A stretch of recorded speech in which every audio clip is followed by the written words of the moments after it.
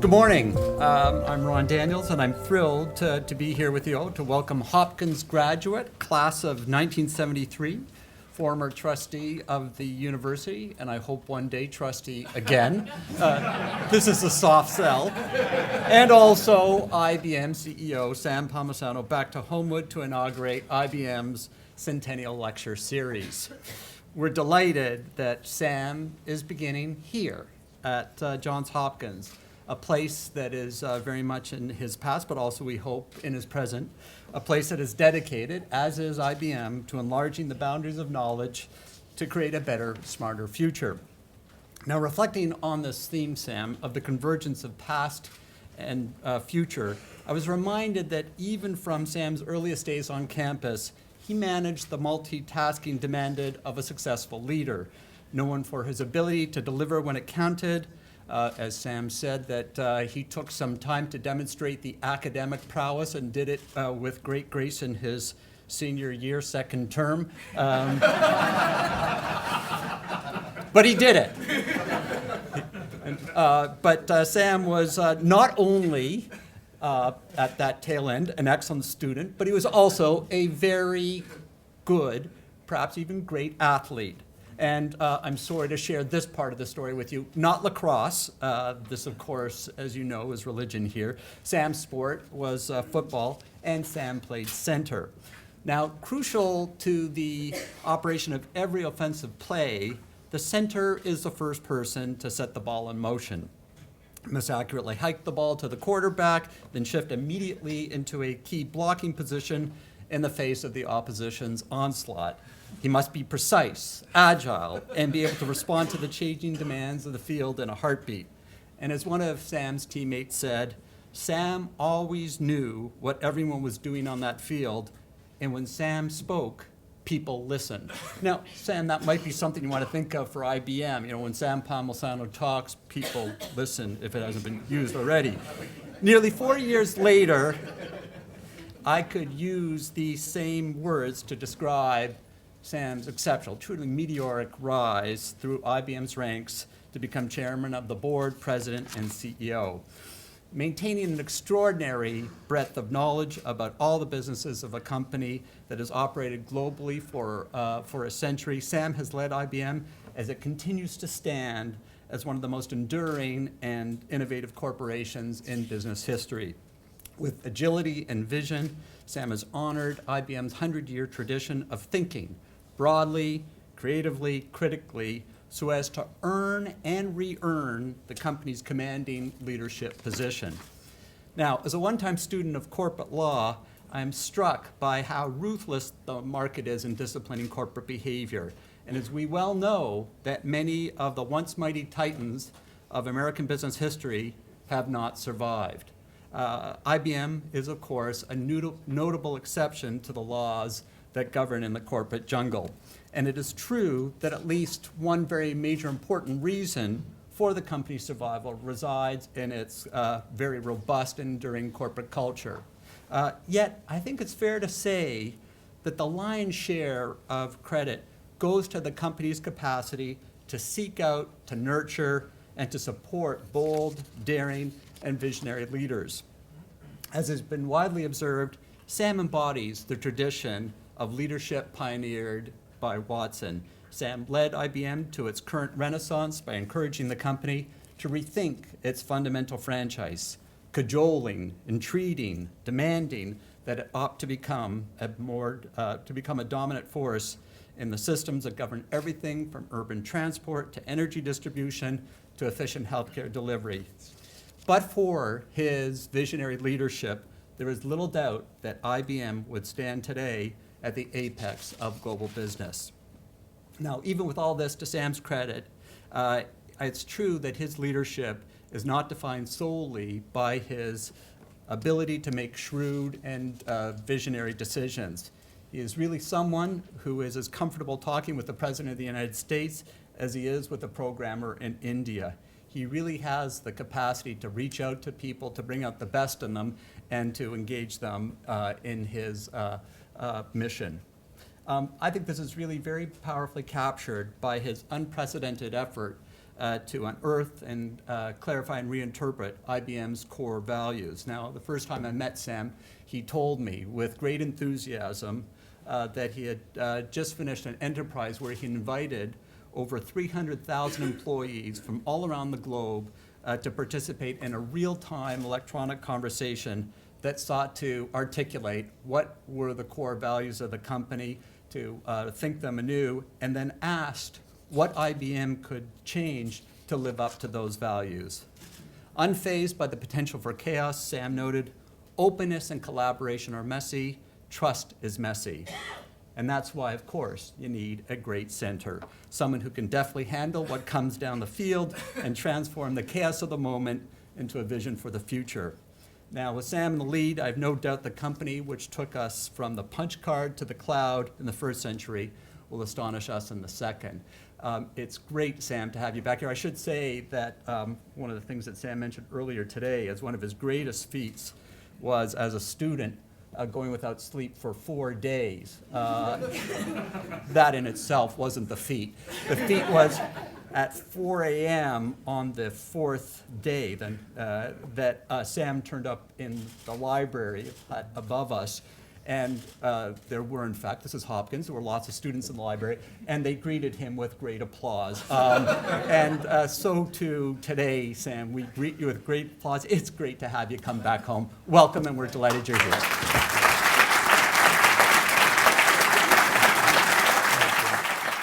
Well, thank you. It was a very, very generous and really over-the-top introduction, so I thank you for that. I mean, we were talking at breakfast this morning. I still have nightmares of those finals, by the way. As Ron said, I'm here to talk a little bit about the Centennial and how I think all these things connect, and they really do connect. I harken back to 1962. Tom Watson Jr., our founder's son, was giving a speech at a lectern at another wonderful academic institution. And he was asked to talk about, since IBM was turning 50, what we had learned over half a century of corporate life, what it had taught IBM, and what other leaders might learn from our corporate history. He began with, I thought, a striking statistic, and Ron alluded to this. The top 25 industrial corporations in the United States in 1900, of them, only 2 remained on the list in 1961. One of those because it absorbed 6 others, 2 because they disappeared, were no longer there, and then 15 had slipped far behind. So it is a little bit of a jungle out there. So as he said, as he quoted in 1962, figures like these help to remind us that corporations are expendable and that success at best is an achievement which can always slip out of hand. Now here we are, 50 years later, and we're celebrating our centennial. So let's start with what has 100 years taught us. Well, one thing it taught us was Tom Jr. was right. Success is fleeting. Of the top 25 companies on the Fortune 500 at the time of that lecture, only 4 remain in 2010. More importantly, through our history has also taught us about the source of any business or institution's continued success and impact. It's taught us what is the origin of that. And that's what I'd like to talk to you a little bit about today. What causes an institution to, in technology, which is extremely rare, not like natural resources, and some of the other banks have actually changed quite dramatically. You will not find a technology company that makes it more than 25 or 30 years. Most don't make it 5 or 6 years, as you know. So it's sort of phenomenal that you could go through and all these transitions and all those things that occur and still be successful and survive. People that are familiar with our history are struck not merely by its longevity, as I commented on, but the fact that we've continually changed. Ryan alluded to some of this. We started off making clocks, scales, and yes, cheese slicers. In addition, the punch card tabulator. After that, it becomes a blur. Typewriters, vacuum tube calculators, magnetic tape, disk drives, memory chips, Fortran, fractals, ATMs, mainframes, mini computers, personal computers, supercomputers, and now software services and analytics. So phenomenal transitions. And oh, by the way, we went from operating in one country. Ron, you'll enjoy this, that Watson decided in the 19 teens that we were international because he opened a sales office in Toronto.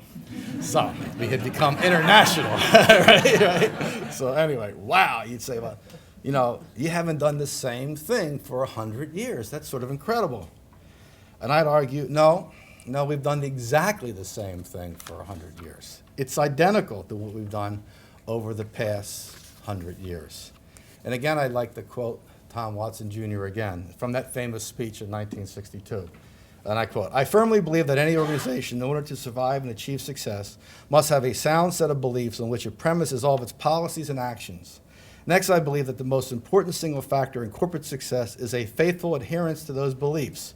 And finally, I believe that if an organization is to meet the challenges of a changing world, it must be prepared to change everything about itself except those beliefs as it moves through its corporate life." I'd like to repeat that, really. It's profound, even 50 years ago. Be prepared to change everything about itself except its beliefs. Tom Watson was not talking about ethical precepts, which you might think of today because of the issues that the business community has inflicted upon itself. Not that at all. He was talking about beliefs in an identity. What makes you distinct? Why are you differentiated? Today we call it brand management. I mean, those things didn't exist, 50, 60 years ago. What is your core? And how do you constantly make yourself unique and differentiate yourself and do it decade after decade, not quarter after quarter, not one invention, one big hit, and then everything else fades away. In IBM's case, the need for continual forward movement is part of our business model. It's our value proposition. We try to create something different, unique that others can't do. So it's complex, requires significant amount of intellectual capital, and very expensive to do. But because we can do that and we can create compelling value propositions, we can offer things to the market or to our clients they can't get from others. So it allows us, in a way, to move to what we call higher value spaces and continue our success, but most importantly, give ourselves the financial flexibility to invest $6 billion a year in research and development. A little anecdote, this year we received for the 18th year the most patents of any company in the world, 5,300 and change. You could take Microsoft, Google, HP, Amazon, throw them all together, and it's more than all of them combined.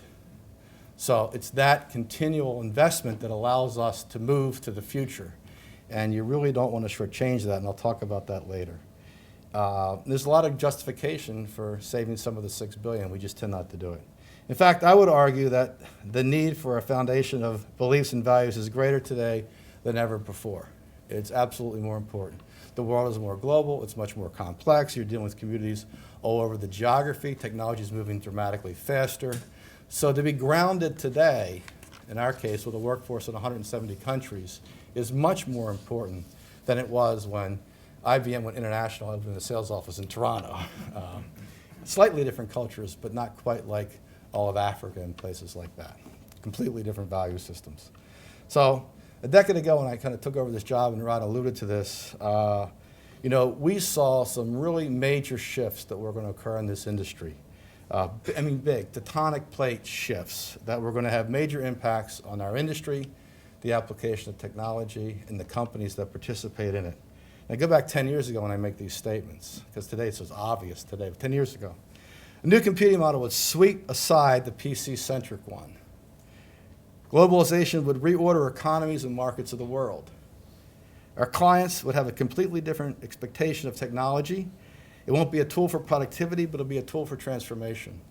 I said this in an analyst speech in the spring of 2002, and they thought I was lowering expectations. That was the financial community's conclusion to what I was about to say.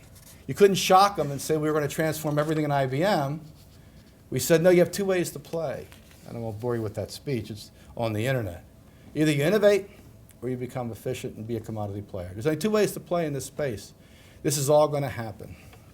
So we knew that this would require massive transformation. And we knew that, and which is why I said we didn't want to scare them, because we just came through the financial transformation of IBM, not the business transformation, but the financial transformation.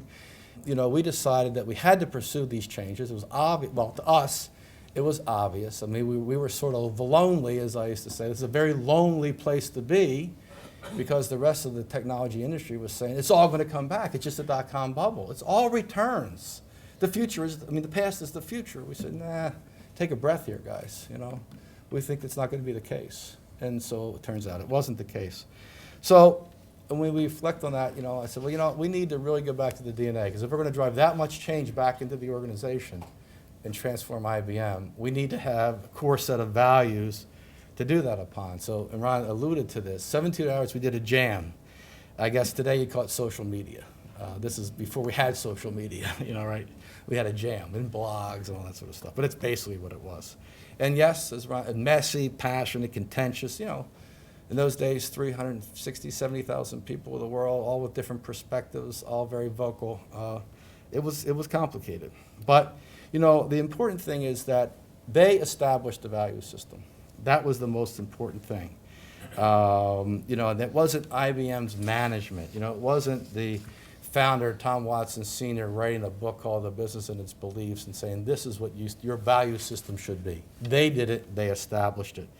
And I think that of all the things we've done in the portfolio and the globalization of our business and the complete, you know, transformation of our locations around the world, the thing that's held us together is that core set of values that people could relate to and touch and say, yeah, it's real. I understand it's soft, and being a center on a football team, you wouldn't think I have a feminine side. I probably don't. As the people that work with me have a sensitivity too. But nonetheless, if I did, this is what it would be. No, I'm serious. If I found it, this is what it would be. But let me give you some examples. I think you'll find this of interest. In 1981, IBM introduced the IBM PC, and it's still called the PC. That's what we named the product. Very popular. And then the ThinkPad in 1992, revolutionized mobile computing in 1992. Arguably, this was the only brand we had that touched the individual. Everything else is pretty much B2B still today. And arguably, you know, there were tens of millions of people that could relate to IBM through the experience of the ThinkPad. To this day, I still get notes about the ThinkPad. And the Selectric typewriter, too, by the way. They still have fond memories of the Selectric typewriter. Nobody uses a typewriter anymore, but there's fond memories. So for that reason, when you think about that, and we decided we're going to divest the PC business, you know, for many in IBM, I think for many in the world, and you know, pardon the pun, this was unthinkable that we would do that. And yet we knew that the emerging computing model was going to obsolete or commoditize the PC industry. You see it now, it's obvious. Just look at the earnings of these guys, you know, that didn't migrate or move. They're all buying somebody else to get to a different space because of where they're positioned. And we didn't want to be there. We like our $6 billion of investment in R&D. We don't want to go cut it to say we're the most efficient in the world doing what everybody else is doing. It's not a good place to be, you know, in business. Not that you can survive for a while, but it doesn't have 100 years of history supporting your business model if you run that play. Maybe it's 5 or 6, and if you're a CEO, retire and move on, because it's going to Humpty Dumpty will fall off the wall, and as we say, someone has to put Humpty Dumpty back together again. Just look at the West Coast these days. So, you know, I mean, it wasn't that in those days we weren't innovative. We were innovative. We invented, with Microsoft and Intel, the PC. But this was 20 years later. There was no differentiation. It was a commodity. You were talking to the procurement guys. You were in commodity hell. I mean, fighting over 2 cents or 1% on a bid for something that's all basically the same. Arguing front of screen experience and weight and battery life. You know, you stand back and what you represent as an enterprise, that is certainly not differentiating. And so we moved on and formed a strategic relationship with a Chinese company called Lenovo, which is a long story about China, which I would never be on time if I took you through all that. But I think the point is that we could make these decisions because our workforce understood the value system. And that was about innovation for IBM and for the world. And they could get it because it wasn't innovation anymore. There were no employee disruptions. One other aside, a funny story is we received Medals of Technology. We have 7 of them. I've received 4. So they're bipartisan. 2 Bushes, a Clinton, and an Obama. You know, I got But on the, and I sort of warn them all today. When I go to research, I wear them all my epaulets, you know. We got this medal for inventing the disk drive industry of storage. I mentioned that. We invented the entire industry. We got the medal. 6 months later, we sold the business to Hitachi. And everybody, the people that invented the industry, invented the patents at Alma in California, got it. They said the future is solid state, which you're now seeing. This is, again, a long time ago. I got it. That's out. We're going to go to the future is solid state. It's not the spinning platters anymore. And that's now what's happened. So they do understand those implications. It's not just strategy and financials and return on capital. It's the core of innovation. So I think every great company holds these beliefs. I think that's true, but not everybody executes on the beliefs. Not everybody lives the beliefs. And I think the difference between good companies and great companies, in my own opinion, are the people who would live them and walk them and believe them. And it's in the DNA and it's in the core, and not just of the leadership, but of everybody in the place. There's a professor at Harvard called Rosebeth Cantor who wrote a book about this. And she went all over the world thinking that this was just corporate silliness to test and see if we were making it up. In Africa, India, Brazil, obviously US and Canada, and came back and said, this is unbelievable. It's everywhere. It's not just corporate silliness that you guys chat about in New York. I mean, it's everywhere you go. People can spout off the value system and their role in the value system to make it real. So it's really about the creation of a culture based on these beliefs. And Tom Watson Sr. really was the one. If you ever were going to attribute, other than creating a phenomenal enterprise called IBM, he created its sustainability, I believe, because he created the initial value system, which is, though obviously we've upgraded for the employees, but it's still a core value system. And the words aren't dramatically different than they were 95 years ago, quite honestly, if you have read the book. So, we spent 100 years seeking to remain faithful to what makes us, as we say, us. Even when technology has shifted, even when the global economy moves to a fundamental different basis, even through multiple generations of products, markets, and people. For most companies, their culture is an extension of the organization's founder. His or her beliefs, actions, decisions, and personalities. And you see that all the time. I refer to this as the cult of the CEO, the charismatic leader, phenomenal speech giver, can touch the technology, a powerful cult. And I could say Tom Watson Sr. Was the prototypical CEO. He created this value system. He was the founder. But I think the question you have to ask is, what happens when the founder or that charismatic CEO is no longer there? What happens? Through time. Well, that's hard. For 100 years, that's really hard. 100 years, that's really, really hard. A lot of countries don't, or regimes don't survive that long. So even empires have crumbled. That's really, really hard. So, you stand back and say, well, what makes an organization an organization? What makes Walmart, Walmart, or Apple, Apple, or I'd argue, Ron, Johns Hopkins, Johns Hopkins? What does it stand for, and what does it represent? As Tom Watson said in 1962, we need to do this if our organizations, whether you're in business, government, academia, or anywhere, are, in his words, to meet the challenges of a changing world. That this is essential. Again, instead in 1962. So let me offer some thoughts on the two challenges that we believe we're all going to face in the future, and it's going to be technology and the rebalancing of the global economies. I'll talk about the global economies in a nonpartisan way, because it's an economic fact. It's not a political fact. You can make it political if you like. The future of technology and its implications on today's leaders. What does all that mean? Of course, in the last century, information technology has gone from a set of tools to an industry, to a science, to a pervasive aspect of the modern world, and therefore becoming something that a leader must master. And I don't mean tweeting or social media or iPads, reading your paper differently in the morning. I don't mean that. I don't mean that. Okay? I know that's what gets everybody's attention, but I'm not talking about that. Bear with me. IT just isn't the back office engine or never-ending stream of consumer gadgets. Technology is the way we now see the world. It's how we map and understand the dynamics of the world's complex systems, and it's increasingly how we decide the best course of action and put it into effect. It now pervades every aspect of how the world works. Systems and processes that enable services to be delivered, education, obviously, physical goods to be developed, manufactured and sold, everything from people, freight, to oil, to water and electrons and how they move, and billions of people and how they work and live. It now touches everything. Let me give you a few statistics that you might not be aware of. There are nearly 1 billion transistors for every human on the face of the earth, and the cost of that transistor is less than 1/10 of a millionth of a cent. There are 4 billion mobile phone subscribers and 30 billion radio frequency ID tags globally. And most of the wireless infrastructure it's building out the most aggressively is not in the developed countries. It's in the emerging markets of the world. They're skipping everything we've done in the developed world.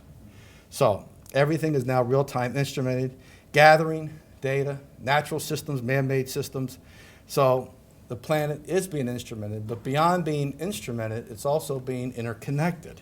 And let me give you some statistics there. Today there are 2 billion people on the internet, but the systems and objects now speak to one another, not just people.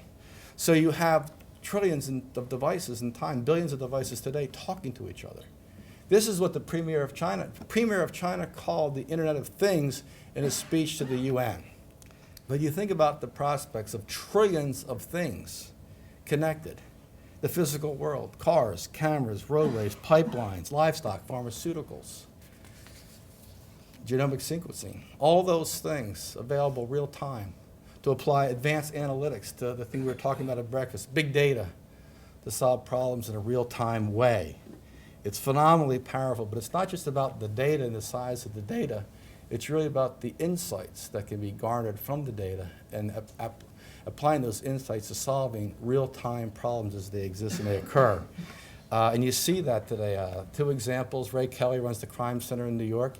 You might not realize this, but New York is now one of the safest large cities in the world. We worked with the commissioner on putting that in place, the real-time crime center.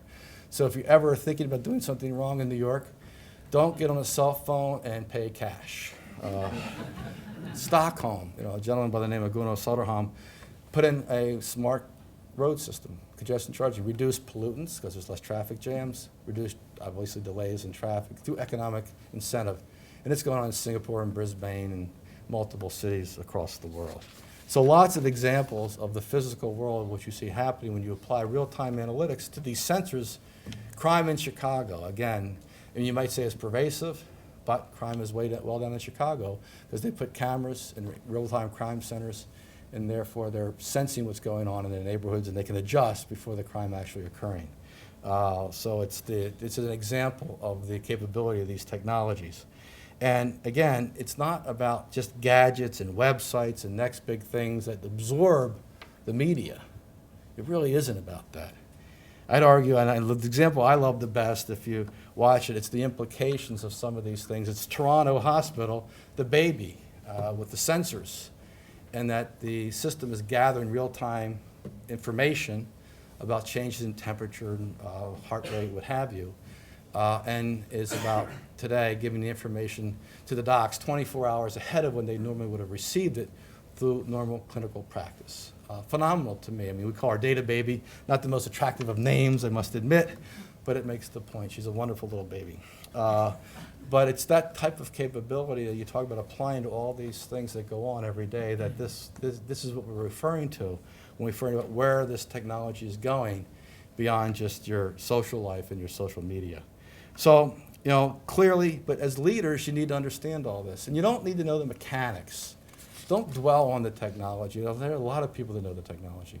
Dwell on its implications. Think about the implications and how do you apply the implications. And from a university perspective, what algorithms do you create or what mathematical models you create to take all that stuff that I call big data and make it solve societal problems? How do you do that? These are big, big, complex tasks that lend itself to universities like Johns Hopkins is a wonderfully successful research university and how that applies. Now the next one I'm going to talk about, some will find controversial, but it really isn't to me. It's not just what's happening in the world. The next trend is the future, what we call global integration, that there's a massive shift of economic development in the world that's happening. I think it's well understood. 10 years ago, it was viewed as a little bit ahead of the time. We saw this global economic rebalancing was well underway.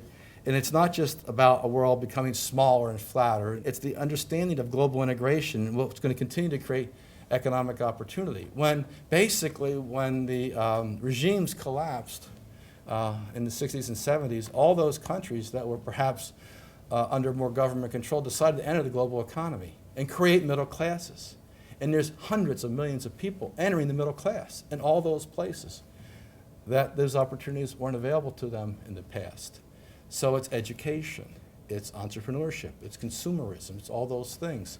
And if you go to all these places, which I happen to go to, in fact, I'm in them again next week just to keep myself in shape, as I loop the world twice between now and April.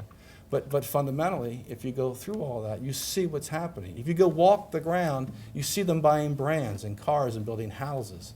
It's not what you would hear about here. As I tell my colleagues, every time I read in the Western press, we formed an organization called the Growth Markets, that these countries are tied to the US or Germany and that they can't continue to prosper. So go there, as we say, go there. If you're going to do it in Africa, do a deal in Africa, go to Africa, go to the countries, meet with the heads of government, live it, and then agree to do a deal in Africa. Don't just sign a contract because it had a good return. IRR is the term that we would use in business. But you see how all this is changing how you think about the world. So we believe this stuff. We believed it then, we believe it now. This shift is inevitable. There is no stopping it. You cannot stop the middle class from emerging. You cannot ask people not to accept economic prosperity or improvement of standard of life and say that's just in a democratic system, just because you don't like the political implications. That's a different point. How could you deprive those people of what we have because you don't like the political implications? Is that fair? Is that what we represent? I'll get to pitch this again this afternoon. I'm just practicing this for this afternoon. But I'm not persuasive, by the way, so I try. I try. But we decided that we were going to change what we called the multinational model of the 20th century, and which you had many companies, many IBMs in a lot of places, not in 170, but probably in 100, because some were just affiliate. We were operating there, but not the structure there. And we decided that, we did all that for obvious reasons. Barriers to entry, trade restrictions, tax. There's a lot of justification for why the multinational. In fact, we were viewed as the premier multinational at that point in time, and we decided what we needed to do is completely globally integrate IBM and scale it to a dimension that no one had ever seen before. And it's how we run the company. Sales, marketing, HR, research, supply chain, everything is common and it operates across 170 countries of the world. Drove phenomenal productivity, but it's not just about how you operate the company, have great skills that you can tap into around the world, but it's also about where you locate the expertise, and we refer to this as lower the center of gravity. And by that we meant not the traditional 80s definition of get rid of layers of management. We said, no, we're going to have this network world. There's not going to be a big corporate structure. There's not going to be the command center in New York where I sit and look at the dials, right? It's all going to be done on the ground where these people work, and the integration point is going to be in the client's office, not in a corporate headquarters. So how do you wire the IBM company so that people are under control, they don't do silly things, even though they have different backgrounds than all of ours, as well as deliver the things we need, profit growth, auditable results, all those kinds of things. How do you do this in this network-connected horizontal world where they're in charge and they're on the ground, and there's not command and control above them? Completely different management system. So we had to develop new types of leaders, and I'll give you an example of that. Like when I was going through the multinational system, what we would do is send somebody like myself overseas for 2 or 3 years. That was, again, tax law again, because beyond that you had to become localized depending upon where you were and pay local taxes and U.S. taxes. I was in Japan, so mine was Asia. I worked in IBM Japan. Then we realized that was limited. It's a few people, you couldn't scale, it really wasn't global, right? But that's what we all did. And most people that work for me have done that, have been in Europe and Asia, and some of them both, Europe and in Asia. The point that I'm trying to make is more serious is that we had to scale the thing. So we created something we call the Corporate Citizens Corps. And we felt that we needed hundreds and thousands of people to get these kinds of exposures. So instead of modeling after the traditional corporate structure, we modeled it after the Peace Corps. We modeled after the Peace Corps. We said, we're going to take these high potential global teams, we're going to take these folks and we're going to send them off to do work. in places like Ghana, Philippines, Turkey, Vietnam, Tanzania, and yes, Egypt. But nonetheless, and we sent them off to do work with NGOs and the governments to learn the emerging markets, to learn the cultures and how do you interface, how do you work in this environment. And this became transformational for thousands of people. They've come back, they are different. This was a life-changing event for them. And oh, by the way, it created good business for us because you establish relationships, you do good work, and guess what? It leads to profitable projects. So it's different. It's going to be different in the 21st century. It's not going to be like the 19th. It's not going to be like the 20th. And yes, the world's been globalizing for a long time. This is going to be different because there's so many people entering the middle class. So let me just summarize. If you put this all together, what has IBM's history taught us? What have we learned, if anything, over 100 years? And I would say it's about managing for the long term. If there's any lesson to be taken away from this, manage for the long term. And look, everybody talks about this. CEOs talk about it, but they focus on the next 6 weeks and give quarterly updates on 2 cents a share. Like that matters. It doesn't matter. You know, I mean, really, the sustainability, no, it doesn't matter. They know it doesn't matter, but they talk about it, right? Government leaders talk about it, but that's long term is the next election cycle. So if it's 2 years, there's long term. You know, that's the definition of long term. But long term requires kind of an institutional patience over sustainability for many, many years. And you think about R&D. You know, what is the payoff of R&D? You know, we invest $6 billion a year. We invented this machine called Watson that's competing against the 2 grandmasters, the best ever to play Jeopardy. 25 people, 4 years, writing the programming model. All obviously, they have some advanced degrees in the crowd, right, TLAC? Some Hopkins folks and some others that are well represented. You know, I mean, I think it's going to be massive, massive. Natural language, analytical capability, machine learning over time. And yes, it's not the human brain. We think it's a rodent, maybe it's a monkey, but it's not the human brain. It's got a long way to go. But fundamentally, talent development. And I'm not just talking about senior leaders and talent development. I'm talking all the way through the organization, all levels of the organization. How do you develop that talent? How do you get the continuous learning? How do you get people to have a common value system so they don't trade off something in the short term that is very embarrassing if it ever goes wrong? How do you get that? Your role as a company in society, what is it? What is it about? I mean, you know, we're not rationalizing financial results. I mean, so I'll give you a quick story. I mean, the past 33 quarters, we're the only company, the Dow 30, had generated constant earnings growth. We told the investor we'd give them back $114 billion in cash. We did that over the past 10 years in the form of dividend share buyback. Our stock is now at a 100-year high. Our market cap is at a 100-year high. But if you think about IBM and what it stands for, you go back in time, and I tried to come up with in the Centennial, what are the things? It's always been about progressive policies. First, to hire a disabled employee, 1914. Establish equal pay for equal work for women, 1930s. Put out an equal opportunity policy, 1954, 11 years ahead of the Civil Rights Act. In 2005, we became the first company to put genetic information off limits in employment-related decisions. So we've always pushed and progressed. And then I'd argue, since I've been in the job, we've scaled India from nothing to close to 100,000 people and created a new way of life for those people. Not just a great skill set that can support our clients around the world. A new way of life that they didn't have before. So it's all about the long term, and it's not for the faint-hearted. I mean, if you're going to make some of these decisions, it's not easy, especially in good times. So if you're going to transform IBM after the financial turnaround, when everything's perceived as great, but you know it's going to run its course, it's not easy to do. It's not for the weak of heart to go attack those kind of models. I guess you have to be a center who played without his helmet. But please don't benchmark me to Jerry Ford. Hopkins isn't Michigan, right? I mean, you know, there is a different level of football. Jerry's laughing back there. We know the difference. We're not confused, those of us who played here. We weren't going to be playing at Michigan. Anyway, but when you think about this, you know, you talk about the CEO and, you know, and the role of a leader, really. It's not just the CEO of PACE.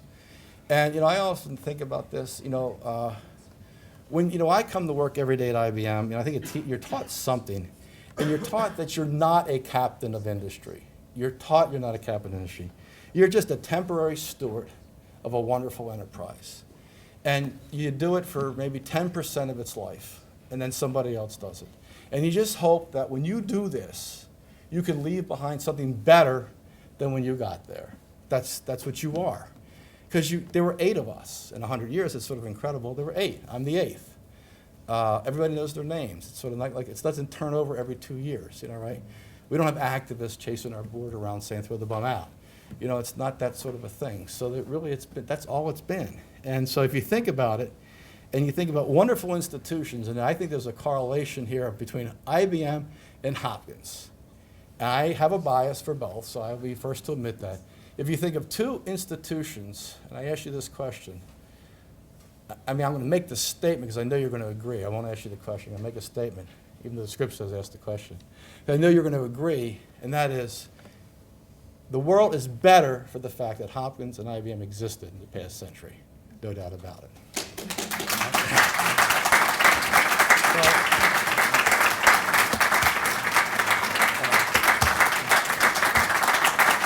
Thank you.